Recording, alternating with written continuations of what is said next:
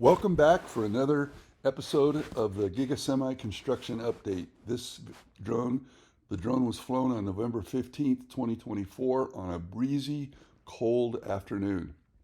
And I am Zangler, the Tesla Semi Advocate.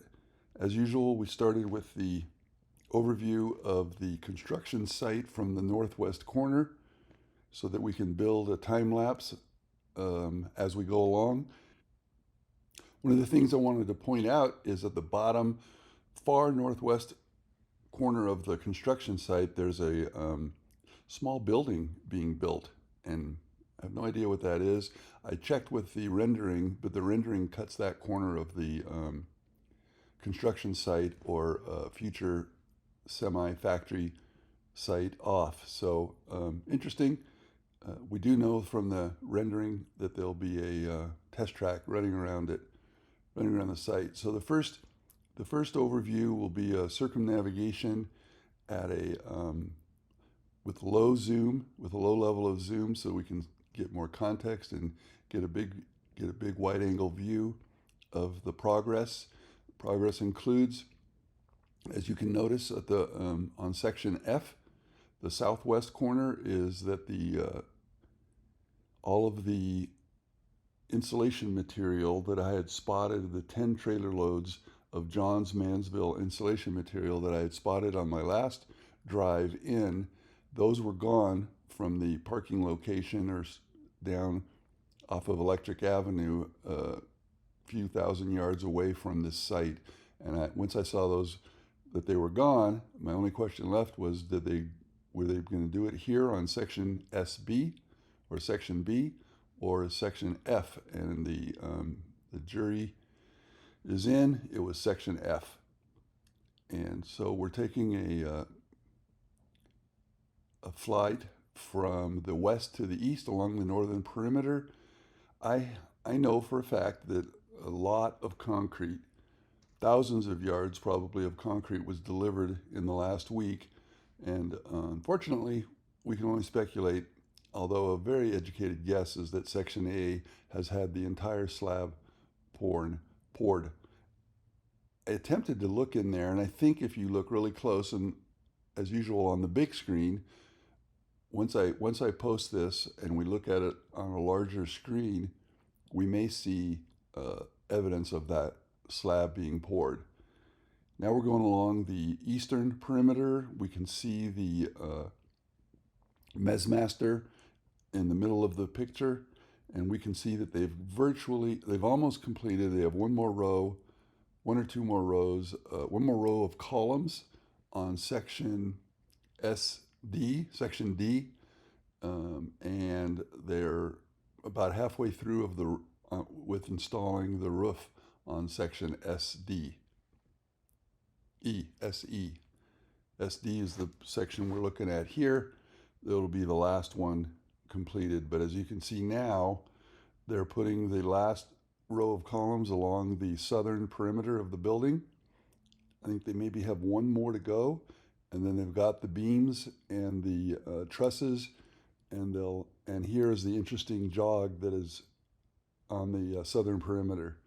They've not yet begun to dig any trenches for the appendage or for the small addition that goes right here.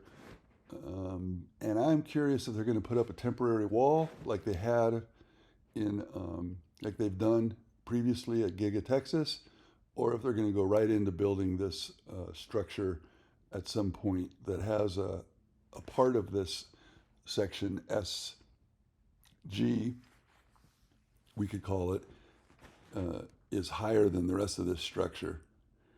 We can see the two color roof wall panels are being installed here, and the second color is used, I believe, has not only a different color but has a different composition, and it appears to be used anywhere they have loading bays or loading doors. Coming around the northwest corner, you can see the brisk wind blowing, and trust me, by the end of this drone flight, my hands were frozen blocks of ice. So keep that in mind for these workers working up on the roof and elsewhere on this project. Now we're going to get a little closer look. this time going from north to south along the western edge. You can see there's a trailer there. It almost looks like one of those movie set trailers.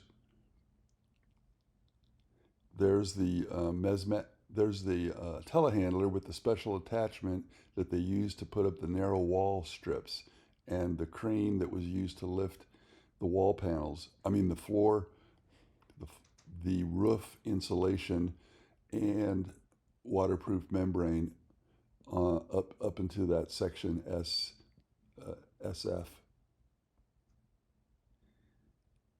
I wonder if they only used one crane this time. Last time on section A, they had two cranes going, and they may have realized, and they got it done quick, they may have realized that one crane doing it in an hour was more cost effective than two cranes doing it in a half hour, as an example.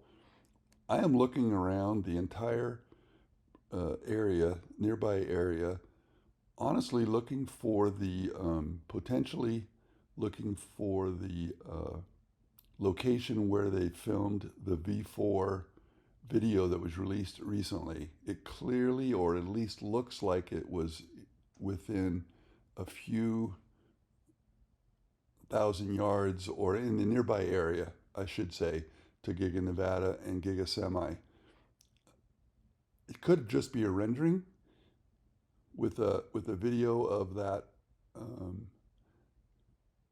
V4 cabinet feeding 8 V4 chargers. But anyway, no luck.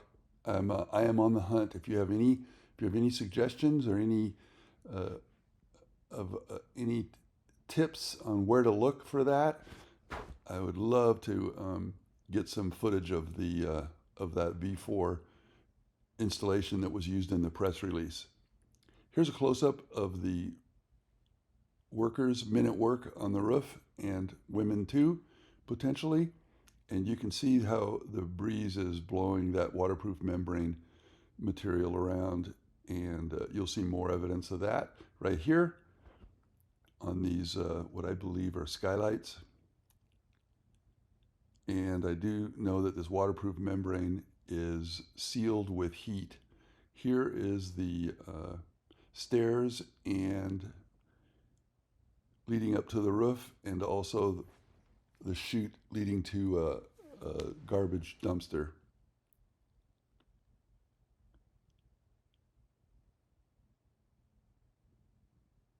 There's a beautiful shot of the American flag blowing in the wind. Gives you an idea that's coming out of the north, mostly out of the north, but also out of the west. I can say that the day before, the wind blew about 40 miles an hour.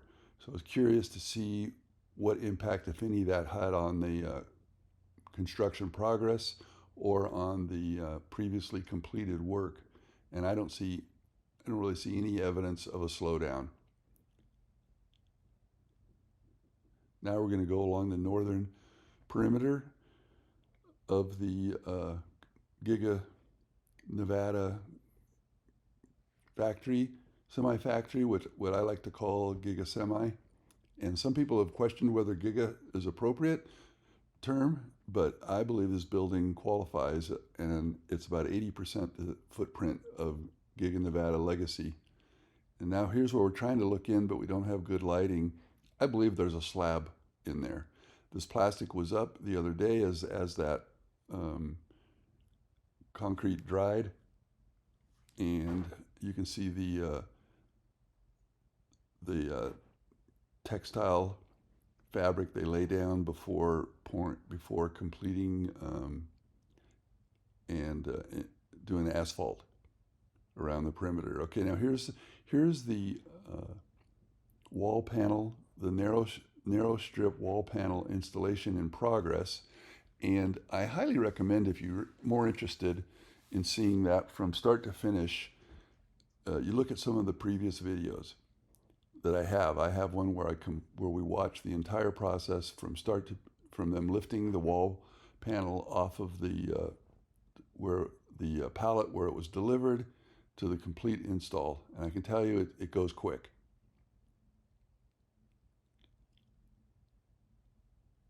You can see down below the gentleman is pulling the protective sheeting off of a new wall panel in preparation for that telehandler with a special attachment coming back and picking it up.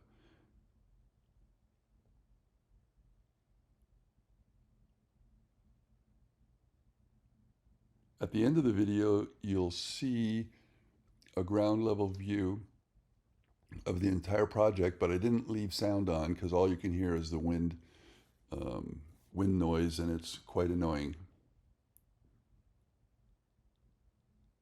Here they've laid out the wall panels in a systematic way so that they can efficiently install them. Here's that building I talked about from the road, from Milan Avenue, and the flag in the background so you can locate it. And here is a video of a giant truck moving material. You can barely see it. And here is the ground level view of the entire northern perimeter, including the seam right there between two sections.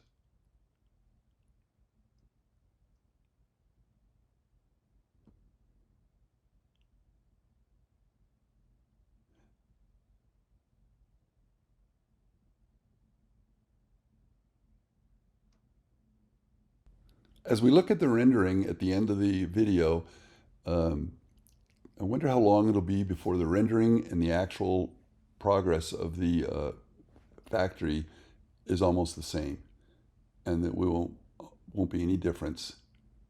Thank you for joining, and hope you join again soon.